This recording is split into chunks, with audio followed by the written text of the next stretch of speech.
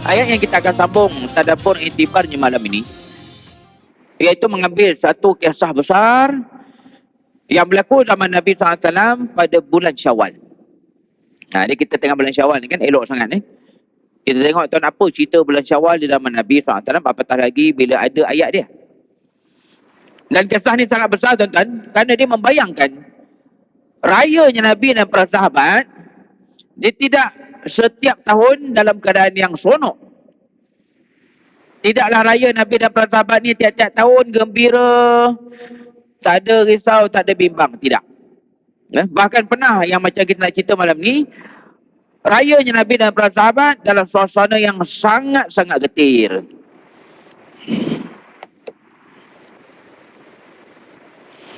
A'udzu billahi as-sami'il 'alim minasyaitonir rajim. Bismillahirrahmanirrahim. Wa qulil hamdulillah alladzi lam yattakhidh walada wa lam yakul lahu syarikun fil mulki wa lam yakul lahu waliyyun minaz zulli wa kabbirhu takbira. Alhamdulillahi wahdah alladzi sadaqa wa'dah wa nasara 'abdah wa a'azza jundahu wa hazamal ahzaba wahdah. Ashhadu wa nashhadu an la ilaha illallah wahdahu la syarika lah wa ashhadu anna Muhammadan 'abduhu wa rasuluh. Allahumma salli wa sallim wa barik ala rasulina wa ala habibina wa ala syafi'ina Muhammadin sallallahu alaihi wasallam khatamil anbiya'i wal mursalin wa ala alihi wa ashabihi ajma'in. Allahumma a'inna ala zikrika wa syukrika wa husni ibadatik ya rabbal alamin. Assalamualaikum warahmatullahi wabarakatuh. Alhamdulillah, muslimin dan muslimat, bapa-bapa, ibu-ibu, sidang tetamu Allah Subhanahu wa ta'ala.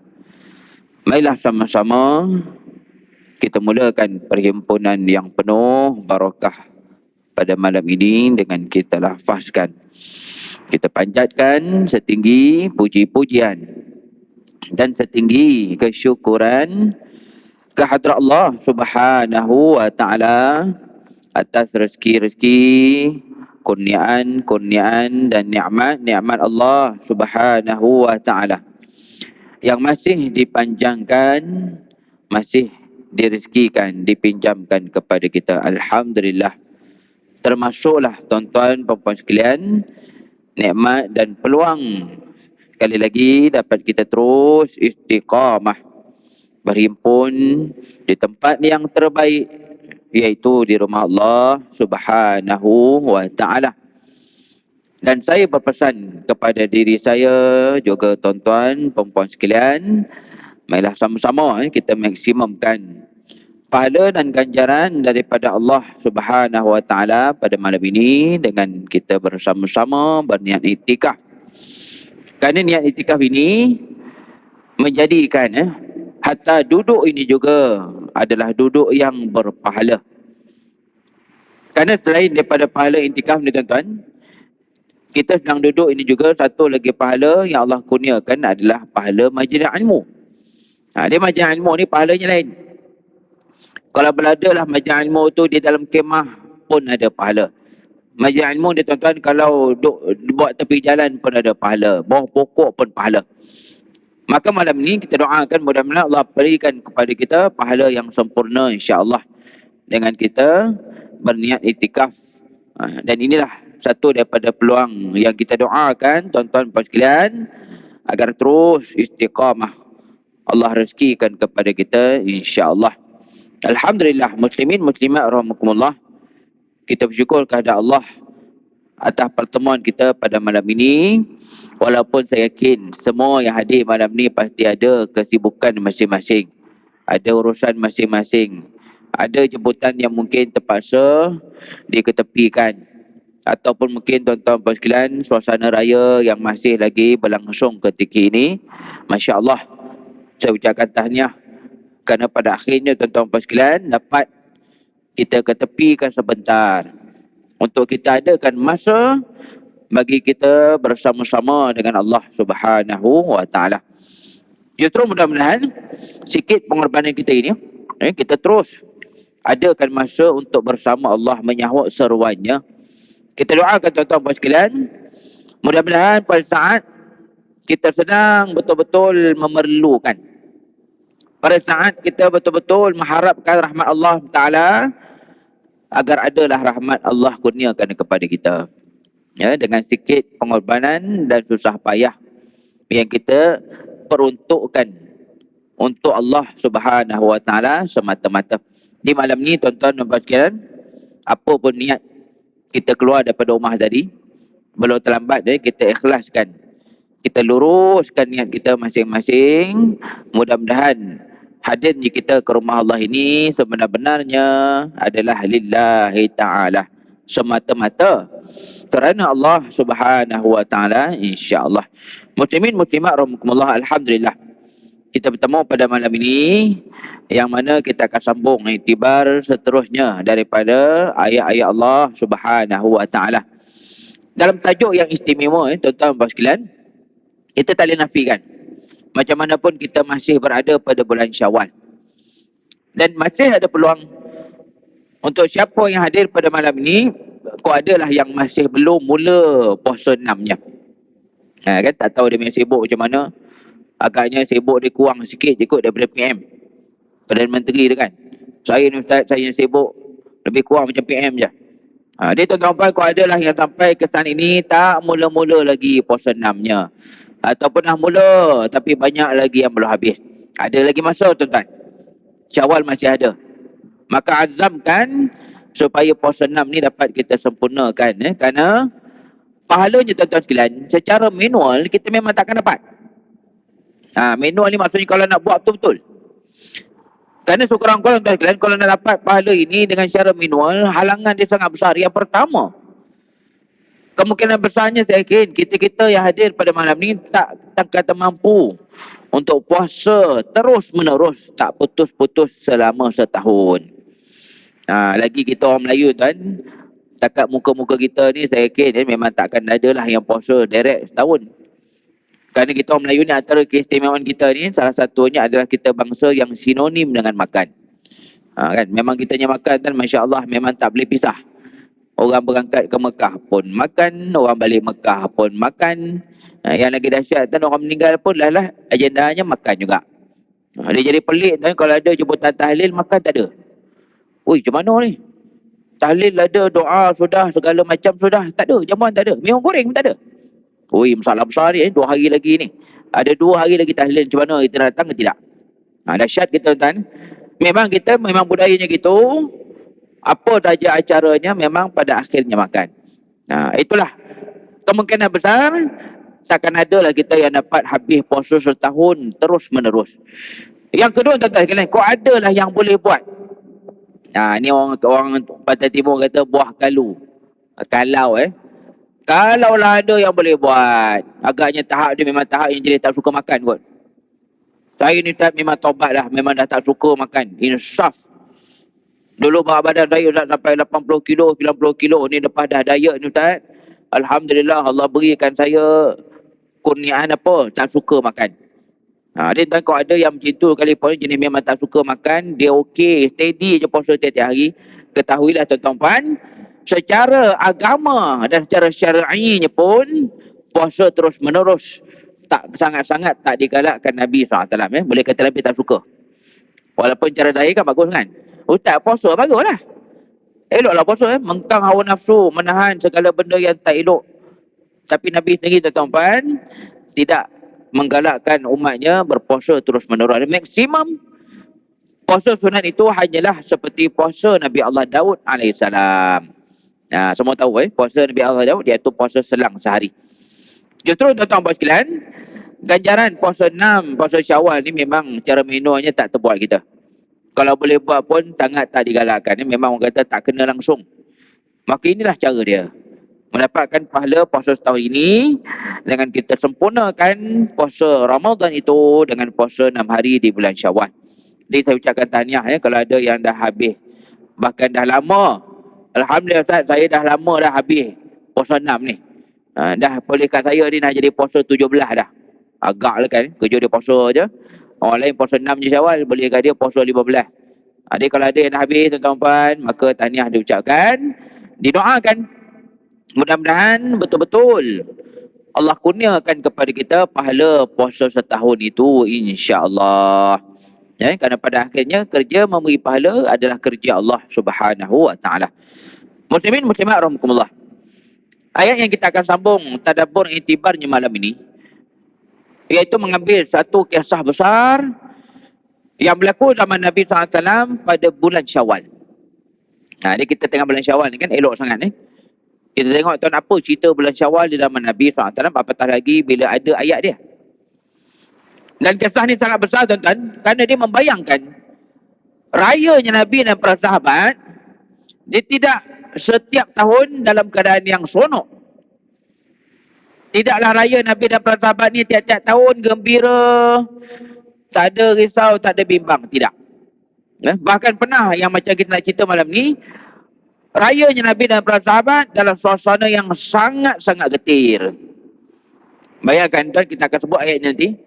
Allah sampai umpamakan orang-orang terbaik yang hidup bersama dengan Nabi tuan-tuan, tak ada bandingan ya. Kalau tuan-tuan puan biasa baca pasal sejarah Maulana ke, Tuan Guru ke, Wali Allah ke, tak kisah Wali Songo ke, Wali 10 ke, Wali 5 kan, apa jenis wali pun, dia tak akan ada yang mencapai tahap sahabat-sahabat Nabi. Kerana sahabat-sahabat Nabi ni Nabi dengan iktiraf, khairul quruni qarni, sebaik-baik generasi adalah generasiku. Dia tuan-tuan puan yang ada zaman kita ni, apa pun gelarannya, alim ulama ke, maulana ke, syekhul ke, baba ke, wali Allah ke, wali kutub ke, dia tidak ada yang mencapai tahap sahabat-sahabat Nabi SAW. Bayangkan manusia-manusia terbaik ni pun Allah kata apa? Goncang dan bergoyang iman mereka. Dia jangan bandingkan kita tuan. Kalau kita ya kan, punya kesian dan kadang orang kita mudah benar goyang tu hanya semata-mata sebab apa? Mata-mata kerana WhatsApp yang tersebar. Yolah WhatsApp ni ya Allah, dah kelang kabut lintang pukang sebar.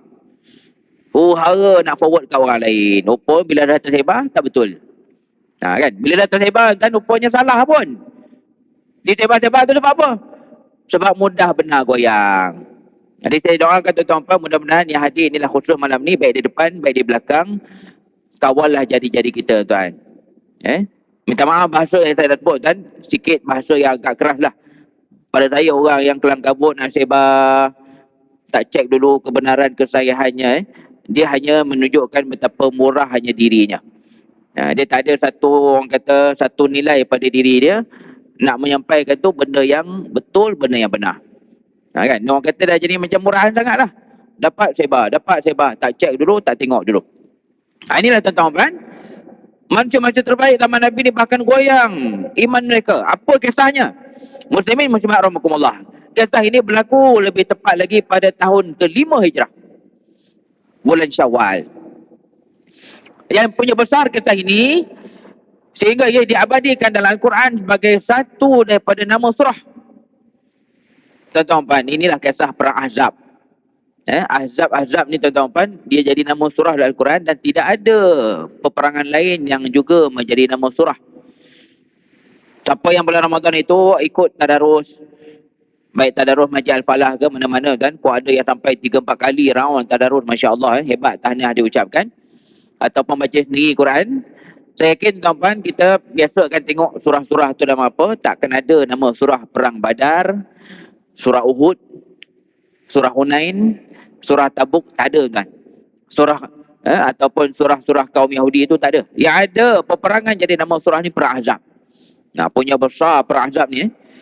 Kemudian yang kedua tuan-tuan, sangat penting kita ambil iktibar daripada kisah ini, selain daripada dia berlaku bulan Syawal. Kerana yang keduanya inilah peperangan yang kita ulang-ulang di dalam takbir raya yang kita raikan. InsyaAllah kalau panjang umur, raya haji ni tuan-tuan, kalau sampai umur kita, kita akan takbir lagi sebut benda yang sama. Kan waktu bila lafaz yang mana ni? Ustaz, lafaz yang mana saya tak perasan pun. Lalu saya sebut Allahu Akbar je.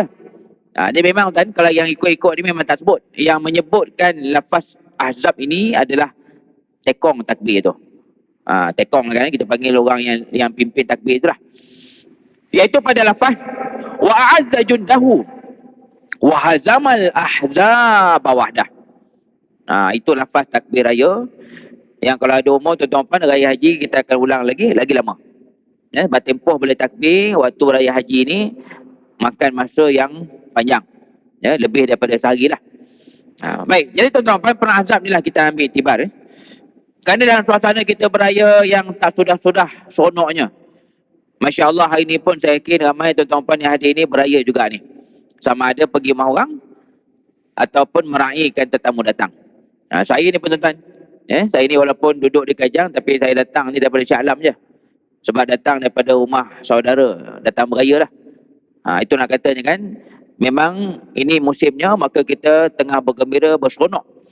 Dalam masa yang sama kita nak ambil iktibar, hakikatnya pernah salah satu daripada Syawal yang diraihkan Nabi dan para sahabat dengan penuh kebimbangan. Diraihkan Syawal itu dengan penuh kerisauan, kegetiran. Dan inilah apa yang dirakamkan Allah dalam surah Ahzab. Tuan-tuan boleh lihat lebih tepat lagi, dimulai daripada ayat 11. Ayat 11, ayat 12, 13 dan seterusnya. Untuk betul-betul kita ambil pengajaran bahawa pada akhir tuan-tuan, hakikatnya ketika berhari raya, kita tetaplah masih hamba Allah Subhanahu wa ta'ala. Macam khutbah Selangor semalam. Kalau ada muslimin, kaum bapa yang hadir pada malam ini, semalam solat Jumaat di Negeri Selangor, pun diingatkan benda yang sama. Pentingnya berhari raya dalam cara menepati sunnah Nabi SAW. Jangan sampai habis Ramadan tercabut iman. Kan? Habis Ramadan tercabut habis takwa. Dan ini yang selalu ustaz kita sebut. Saya kira di sini pun selalu dah ustaz kita sebut. Dalam TV-nya tazkirah pun ceramah, dalam YouTube, dalam Facebook pun. Istilahnya disebut, kita bukanlah hamba kepada bulan Ramadan, tapi kita hamba kepada Tuhan Ramadan, iaitu Allah Subhanahu wa ta'ala. Muslimin, muslimat rahmatullah. Sebelum kita tengok ayat-ayat ni, tuan-tuan boleh buka sama-sama dalam info kita pada Quran ni. Dia mula daripada ayat 11 surah Al-Ahzab. Kita tengok dulu tuan-tuan macam mana persiapan pasukan Islam ni, Masya Allah, luar biasa. Apatah lagi persiapan mereka ni bulan puasa. Kita ni tuan-tuan, kalau zaman sekarang nak mengaku letih puasa pun malu kat orang. Nak mengaku penat puasa pun orang gelak je. Penat apa puasa? Apatah lagi tuan, kerja kita ni tak ada apa yang betul-betul berat pun. Yang lagi sedih dan kadang ada orang kita, dia lapar ketika puasa tu sebab apa? Ni tengok jam, ya Allah, baru 3 petang, lapar dah ni. Sebab apa? Sebab aircon sejuk sangat. Malu kat orang je. Nak mengaku penatnya puasa malu. Sebab letih kita, penat kita pun akhirnya balik kepada kesenangan. Ni dah lapar, dah perut, dah pahal. Hujan pula petang ni. Hujan ni duduk aircon pula. Inilah tuan-tuan, kita nak lihat macam mana luar biasa situasi yang dialami oleh Nabi dan para sahabat dalam menghadapi peperangan Ahzab. Muslimin muslimat rahmatullah. Peperangan ni walaupun berlaku di bulan Syawal, tapi persiapannya dah berlangsung lama sebelum itu. Lebih tepat lagi pada saat ketika mereka berpuasa Ramadan. Puncanya tuan-tuan, mereka punya persiapan ni dahsyat. Kerana cara Nabi SAW dan para sahabat bertahan dalam perang Ahzab ni dengan cara yang unik. Cara dia apa? Cara dia dengan menggali parit. Dalam keadaan kalau kita baca dan kita tengok movie zaman dulu, tuan-tuan, kalau siapa tengok movie perang zaman dulu kan, zaman-zaman Viking, movie perang zaman-zaman Eropah dulu, kan selalu kita akan tengok cara bertahan orang dulu dengan cara bina ke atas. Ataupun tuan-tuan yang hadir malam ni, kalau siapa dah pergi Mesir, pergi Turki, kita akan jumpa kan banyak tembok. Banyak tembok, banyak kota, banyak menara. Apa sebab dia tu dibina tu? Dibina menara, tembok, kota tu untuk bertahan lah. Di pasukan bertahan, duduk di atas, tengok musuh. Kalau musuh datang, tembak. Baling, lembing, panah dan sebagainya. Nah, itu biasa. Tapi balik untuk tuan-tuan, perang ini, cara Nabi dan para sahabat bertahan tu dengan cara gali ke bawah. Gali ke dalam. Dan inilah punca mengapa perang ini mempunyai dua nama yang masyhur. Satu laginya Khandaq. Susah sikit sebut dia. Ataupun ejaannya tuan-tuan, Khanun dal Qaf. Khanun dal Qaf, Khandaq. Apa maksud Khandaq? Khandaq ni maksudnya parit. Ataupun saliran-saliran yang digali. Adapun nama pertama tadi tuan-tuan, Ahzab itu bermaksud bersekutu. Ahzab ni maksudnya dia geng. Sebab datangnya pihak musuh ni dengan cara dia geng berpakat-pakat dengan Arab-Arab sekitar. Dia bukan musuh Nabi ke Mekah je. Yang datang berperang ke Madinah termasuk yang bukan musuh Nabi pun. Orang Quraisy ni dia hasut supaya tolong dia orang. Dengan apa? Dengan janji dapat macam-macam ganjaran. Kamu kalau tolong kami, kita datang ramai-ramai, memang lingkup kerajaan Muhammad tu. Nanti balik kamu dapat macam-macam. Dia tuan-tuan dalam perang Ahzab ni, ada juga kaum yang bukan musuh Nabi pun, bukan musuh kerajaan Islam pun join juga. Atas sebab mereka dipelawa untuk bersama-sama. Itu yang jadi nama Ahzab tu. Dan kita nak sebut ini dan nama Khandaq ini luar biasa. Persiapan persediaan yang mereka buat ni Masya Allah, tuan-tuan puan. Saya yakin takat kita-kita yang hadir malam ni tak terbuat lah. Kerana Khandaq yang digali ini asal puncanya daripada cadangan Sayyidina Salman. Saya yakin tuan-tuan puan selalu kita dengarkan gelarannya apa? Salman Al-Farisi. Ataupun Salman orang Parsi. Kerana dia bukan Arab. Sayyidina Salman ni asal daripada Parsi. Zaman sekarang kan Parsi ni lokasinya dekat negara Tantan tu lah. Uzbekistan, Turkmenistan. Dia mula daripada Iran. Iran membawa ke timur. Iran ni tuan-tuan puan kalau kita jumpa kat Malaysia ni kan, pergi kedai Arab ke, pergi mana-mana ni, Iran ni nampaknya muka macam Arab tapi mereka bukan bangsa Arab. Iran ni permulaan kepada kawasan Parsi. Dia kalau Arab dan last kali tu Iraq. Dia kalau tuan-tuan puan yang hotel-hotel ni kan, ingat balik tu zaman 80-an dulu ada perang Iran-Iraq. Kan perang Iran-Iraq tu macam perang Arab dengan Parsi lah. Sebab Iraq tu memang last kali negara Arab, Iran tu dah Parsi. Dia daripada Parsi ni lah datang Sayyidina Salman. Dia cadangkan kepada Nabi SAW, wahai Rasul, kami di Parsi ni bukan bertahan dalam perang tu bina kat atas je. Biasa kat kami bertahan dengan gali ke bawah. Bertahan dengan cara ke dalam. Lalu akhirnya Sayyidina Salman cadangan ni diterima oleh Nabi SAW. Maka diarahkan untuk mulakan projek penggalian. Dahsyat tuan-tuan Gali ni bulan Ramadan, dalam masa yang sama tak ada alat moden macam kita ni. Zaman tu mana ada traktor tuan. Zaman tu tak ada beho. Apa lagi? Jeng tolak, jeng kaut. Jeng apa lagi kan Ini benda-benda yang tak wujud dalam masa tersebut. Dalam masa yang sama mereka melaksanakan projek penggalian ini sepenuhnya dengan tenaga dan tulang empat kerat yang ada pada badan mereka, Masya Allah. Dan kalau kita tengok, dan saya akan bentangkan saya akan kongsikan fakta macam mana ukuran spesifikasi Khandaq tersebut. Dahsyat, tadi bukan hebat dah dia memang tahap dahsyat. Ada pakar sejarah yang dia mengkaji macam mana spesifikasi Khandaq yang digali tu. Sekejap lagi kita kongsikan. Yang kita nak sebutkan sekarang tuan-tuan sekalian, ia bermula pada pertengahan Ramadan dan sebelum Syawal selesai projek ni.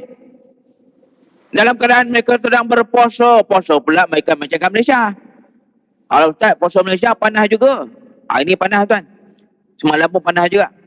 Memang tuan, puasa kita di Malaysia ni panas juga kan. Tapi kita puasa ni dalam keadaan aircon berlambak. Sekarang ni kalau cakap di Selangor tuan, saya boleh kata hampir semua masjid surau ada aircon mereka. Saya pun tak tahulah ada lagi ke masjid surau yang tak ada aircon. Lagi-lagi kawasan USJ ni kan USJ ni boleh kata kawasan Bandaraya dah. Berani potong kuku tuan kalau ada lagi masjid surau yang tak ada aircon.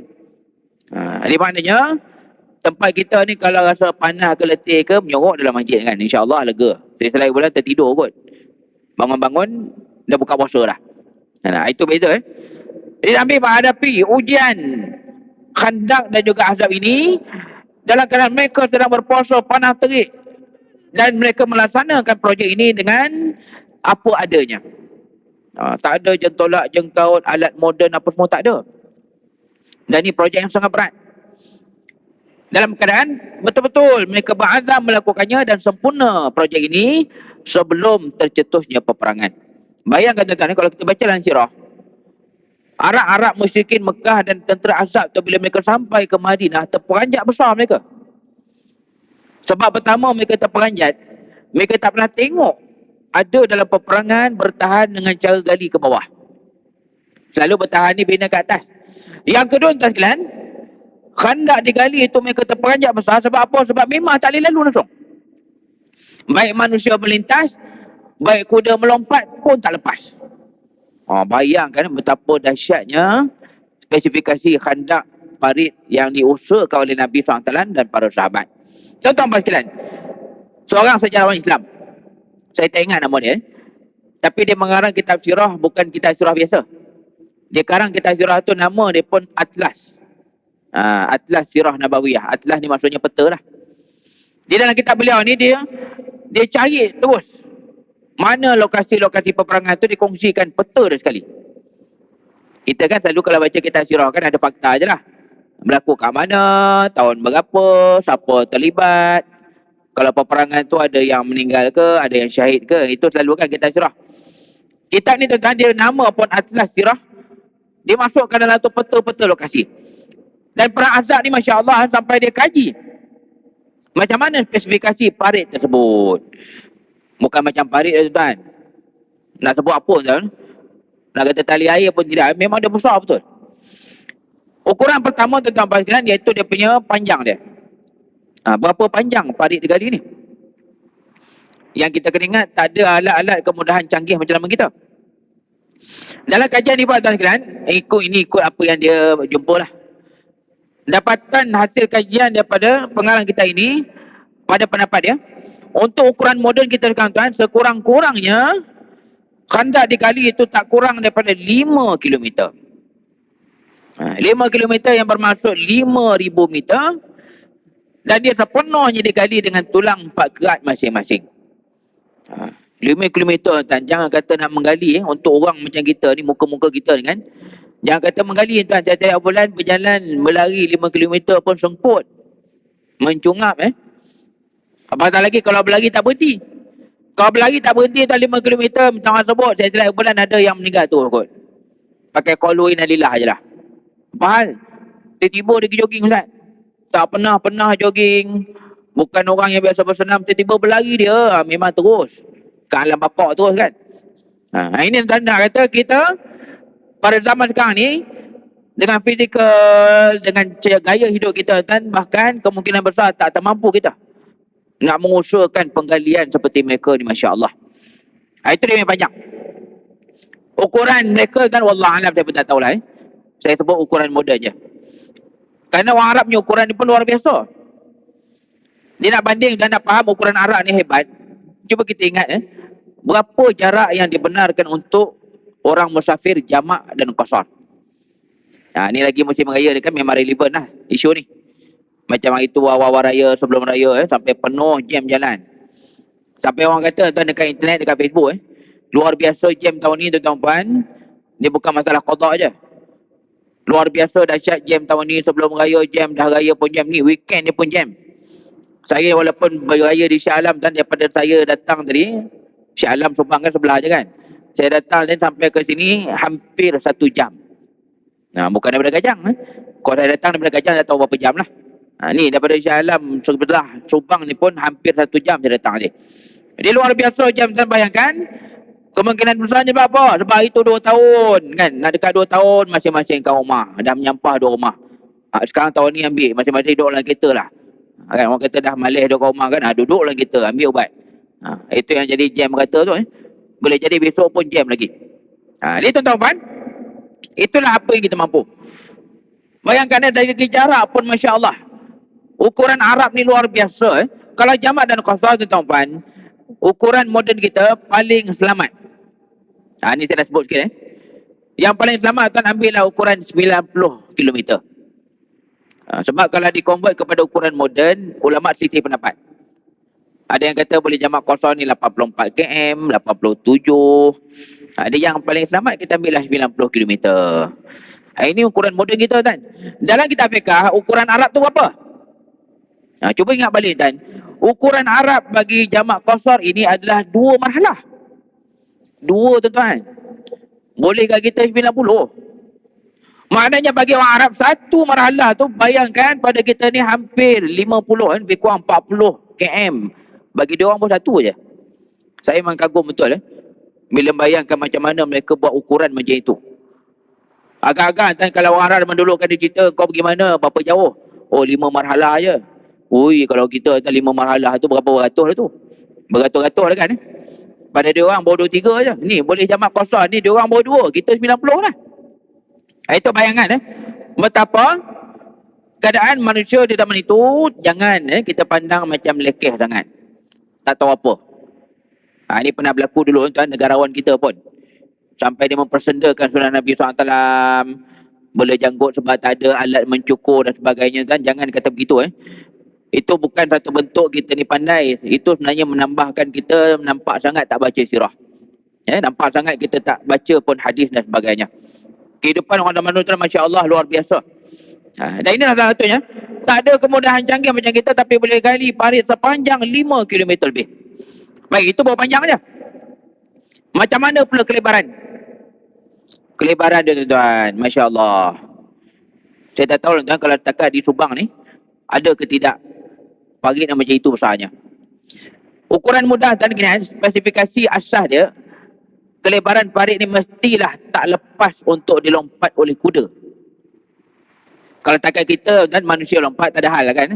Orang melompat jauh mana sangat. Ni kuda ni. Dan keringatan kuda yang mereka nak halang daripada melompat itu kuda zaman dulu. Ni kuda perang ni. Kuda yang gagah kan. Kuda perang zaman dulu yang besar tu. Macam kita kan kalau tak ada peminjak pelana tu tak ternaik kita. Dia tuan-tuan yang bayar macam kuda padi kat kampung tu. Ustaz saya dulu bela kuda dah. Itu kuda padi kan. Tak pakai kuda tu. Ni kuda perang ni. Kita bayangkan kuda yang besar gagah ni kalau kata dia ambil lajak, dia melompat berapa meter tu. Mestilah tak boleh dilompat oleh kuda. Dia mengikut kajian tersebut, kelebaran khandak ini tak kurang daripada 10 meter. Kalau ikut ukuran moden kita ni. 10 meter kan. Jalan raya kan, dalam taman ni, jalan raya dalam taman ni pun berapa kaki je. Saya rasa kan jalan raya, kalau kata dalam taman kan lebih kurang dalam 6 kaki juga Kalau jalan yang memisahkan antara rumah lah. Dia bayangkan itulah kelebaran khandak yang digali, lebih kurang tak kurang 10 meter, panjangnya 5 kilometer. Kalau kata kuda nak lompat pun tak lepas. Gali pakai apa? Gali pakai tangan. Orang kata pakai tenaga 4 gerak ni. Dan itulah tuan-tuan sekalian, Masya Allah, luar biasa projek yang mereka lakukan ini. Dan bagaimana pula kedalamannya? Dalamnya pun logik lah kan Sekurang-kurangnya kedalamannya orang yang jatuh susah nak panjat. Jadi kita fikir logik, dan kedalamannya takkan 3 kaki kan. 3 kaki berapa kan? Kucing jatuh pun boleh panjat. Ni mesti sekurang-kurang orang tak nak naik. Ikut ukuran moden berdasarkan kajian tersebut, kedalaman khandak itu tak kurang daripada 3.5 meter. 3.5 meter ni tuan dalam Mas saya sendiri pun, saya ni tak tinggi. Saya ni kan 1.6 je. 1.6 ni maksudnya kan kalau ikut ukuran moden kita, khandak tersebut lebih kurang 2 kali ganda saya. Bayangkanlah dia punya dalam 3 meter lebih, dia punya lebar lebih kurang 10 meter, dia punya panjang 5 kilometer. Itulah projek penggalian khandak yang dilaksanakan oleh Nabi SAW waktu bila? Waktu bulan Ramadan ketika mana mereka sedang berpuasa. Masya Allah. Kita nak faham kan projek ni berat ke tidak kita kena sebut contoh. Kalau saya cerita begini saja kan tuan-tuan dengar sampai ngantuk je. Contoh nama kita kan yang paling dekat, nak tengok berat ke tidak projek gali khandak ni, 10 meter ke demi lebar, 3 meter lebih demi dalam, dan perumpamaan yang paling dekat seperti menggali kubur. Menggali kubur kan, kalau penggali itu diminta upah 300-400, 500 kali pun pada saya bagi je lah. Sebab kerja menggali kubur ni berat. Saya yakin tuan-tuan puan yang hadir malam ni mesti dah pernah masuk kan dalam lubang kubur tu. Saya ni pun berkali lah. Tapi kita masuk nak nyambut jenazah tuan. Nak nyambut orang je. Dalam masa yang sama saya tak tahu adakah yang hadir malah pernah ke tidak menggali kubur tu sendiri. Berat tuan Gali kubur ni bukan gali lubang pisang. Ini bukan gali lubang nak tanam ubi kan. Ini lubang kubur yang maknanya orang kena muat masuk. Dia punya luruh tu mati sama. Dan yang lebih berat tuan gali kubur ni selain daripada dia punya dalam apa semua, dia punya masa dia tak lama. Mana boleh tuan gali kubur tu seminggu. Ni jenazah dah meninggal kan. InsyaAllah lagi 3 hari siap dia punya lubang. Tak boleh tuan bangun balik jenazah tu kot. Macam mana orang kata siap lagi lubang kubur ni jenazah dah berakhir dah. Dia bayangkan paling-paling lama pun lubang kubur kena siap dalam tempoh 5 jam. Daripada makluman meninggal sampailah ke bumi. 5 jam kan kalau orang macam kita gali boleh siap ke? Kan jawab sendiri kan? Tuan-tuan yang ada malam ni mungkin dah pernah meninggal ayahnya, emaknya, yang gali tu orang lain, bukan kita tuan. Bahkan di kawasan Lembah Kelang ni ada tanah-tanah perkuburan yang mana bukan manusia lagi menggalinya. Siapa nak gali tuan? Kawasan elit. Kan? Ni kubur kawasan Tan Sri ni Ustaz. Datuk Sri, siapa lagi nak gali kubur? Lala traktor yang gali.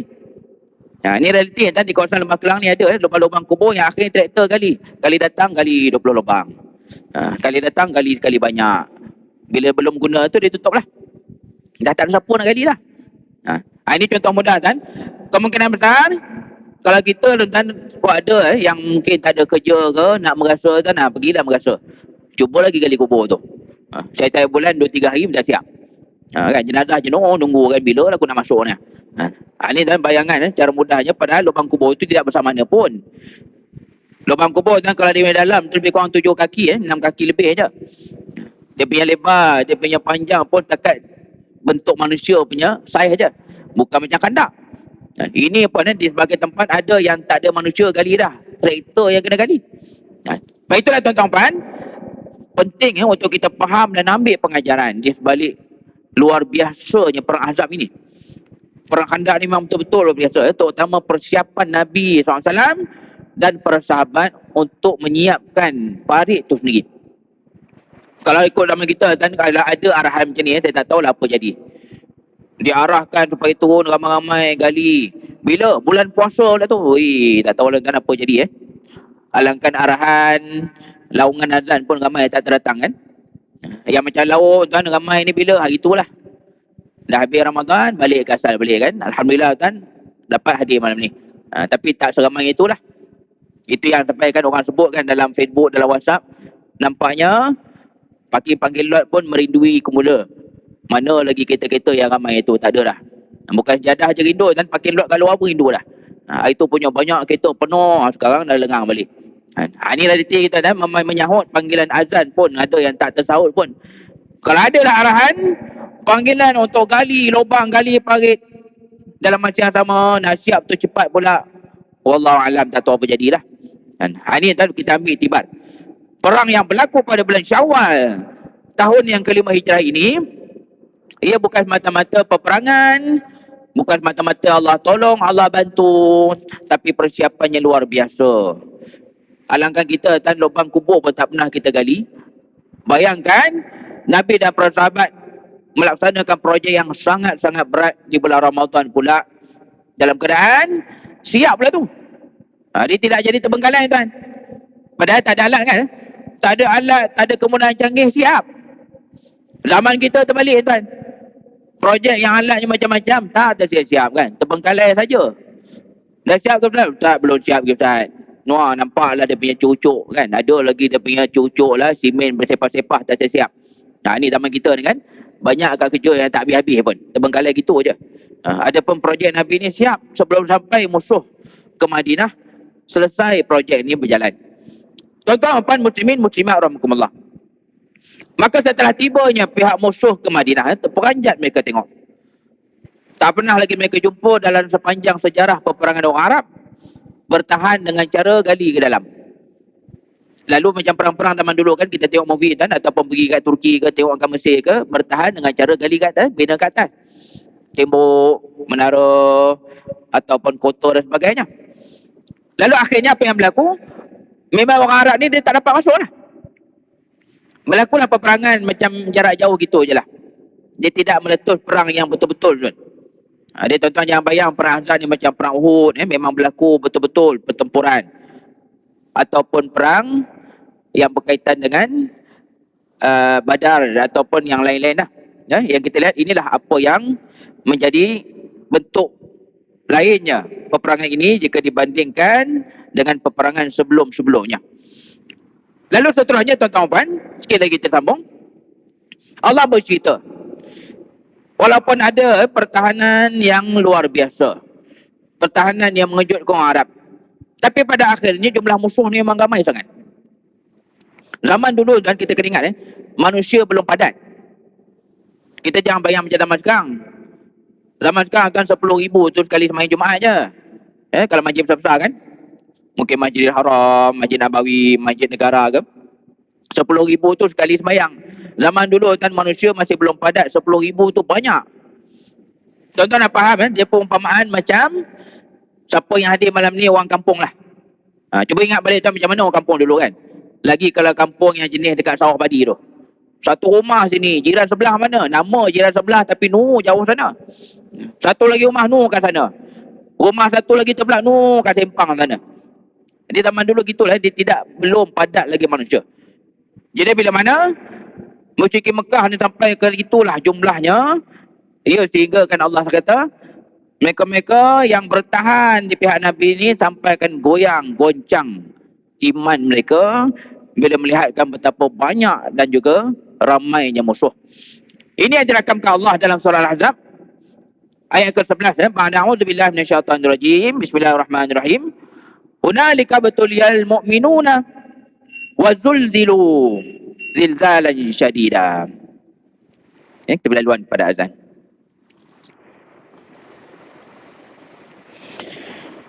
Muslimin, muslimat, tuan-tuan, perempuan, tetamu-tetamu Allah Subhanahu wa taala. Sekali lagi kita sambung.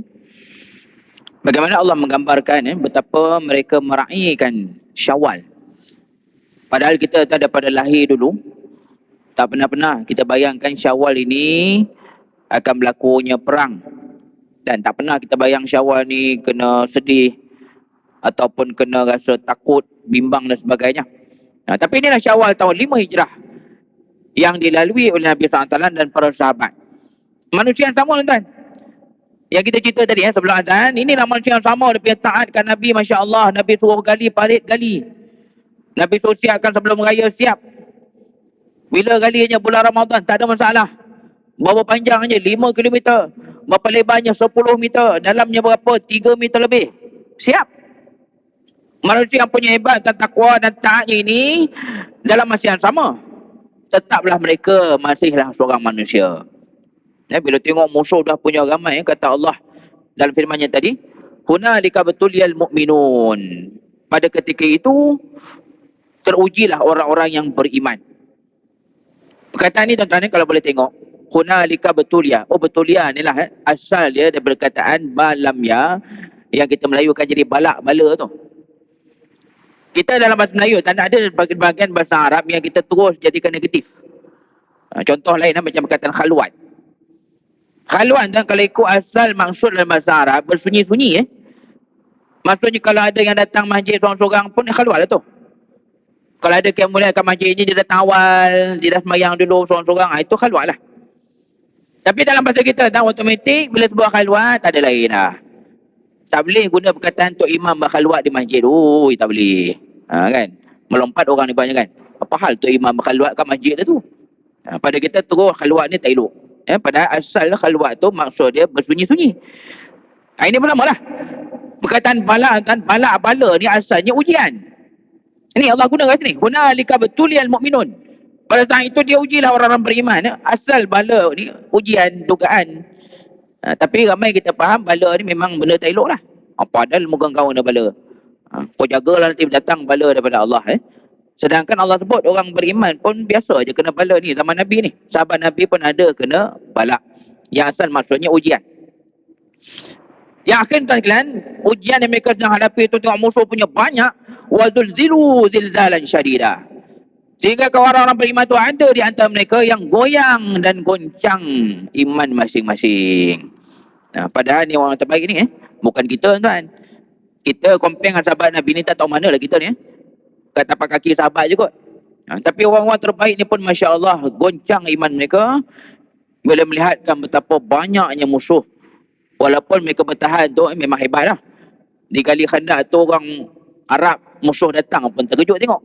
Kan? Tapi dah memang naluri manusia gitu. Dalam diri kita tu memang ada Allah bekalkan rasa takut, rasa bimbang. Itulah dia. Orang beriman yang terbaik ni pun goncang hati dan iman mereka bila melihatkan betapa ramainya musuh yang datang nak menyerang mereka dalam perang Ahzab. Muslimin muslimat, tuan-tuan memahami Allah. Inilah apa yang dapat kita mulakan pada malam ni. Pengajaran di sebalik salah satu perang besar ketika musim raya. Kita kan kalau kata raya ni tak terbayang kita. Benda-benda bahaya, benda-benda yang mengancam nyawa dan sebagainya. Tapi ini dah realiti. Nabi dan para sahabat tahun 5 Hijrah tu, boleh kata raya mereka macam tak raya lah. Raya yang penuh dengan kebimbangan, kerisauan, kegetiran. Yang pada akhir tuan sekalian, kita ulang-ulang perkataan Ahzab itu untuk kita ingat bahawasanya Ahzab itu berlaku pada bulan Syawal. Bulan raya lah kan. Tapi macam mana pun, tetap mereka patuh dengan perintah Allah dan Rasul, walaupun tinggallah seronok, tinggallah gembira, tetaplah mereka patuh dan taat dengan perintahnya. Wallahu a'lam. Aqulu qawli hadza wa astaghfirullahal azim li wa lakum wa lisairil muslimin wal muslimat. Wassalamualaikum warahmatullahi wabarakatuh. A'udzubillahi minasyaitonir rajim. Bismillahirrahmanirrahim. Alhamdulillah. Salatan wa salaman ala Rasulillah. Allah menja'alna minal ladzina yastami'una al-qawla fayattabi'una ahsanah. Sallallahu ala sayyidina Muhammad walhamdulillahi rabbil alamin.